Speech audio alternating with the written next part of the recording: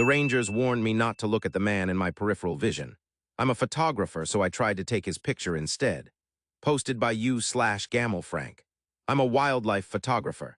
It's a career built on patience, stillness, and the ability to become just another silent, uninteresting part of the landscape. I've spent weeks at a time utterly alone in the vast, remote corners of national forests. My only companions were the whispers of the wind and the patient clicking of my camera's shutter.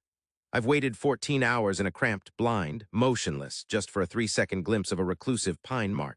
That's how I thrive on that solitude and how I love the deep, profound quiet of the wild. I always thought it's where I feel most myself. At least, it used to be. Now the silence is the most terrifying thing I know because it's never truly silent. And the solitude is a lie because I am never, ever truly alone. This all started 3 months ago. I was on a long-term project in a massive, sparsely populated national forest. It's a primeval sort of place, full of ancient Douglas firs that tower like cathedral spires, their tops lost in a perpetual mist.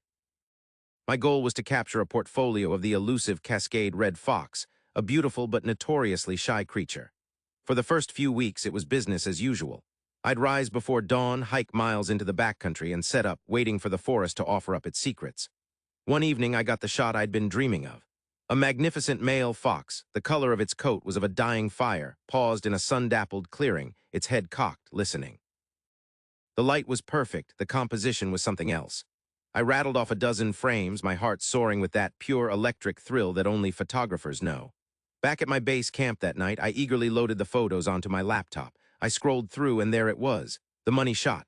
The fox was perfectly in focus, its eyes were sharp and intelligent. The background was a beautiful, soft bokeh of green and gold. It was perfect, except for the smudge. In the upper right-hand corner of the frame, there was a strange, vertical blur of white light. It was out of focus, just an artifact, but it was annoying. It looked like a lens flare, but the sun was behind me. It made no sense. I checked the other frames. It was there in the exact same spot in every single one. A persistent, ghostly slash against the otherwise perfect image.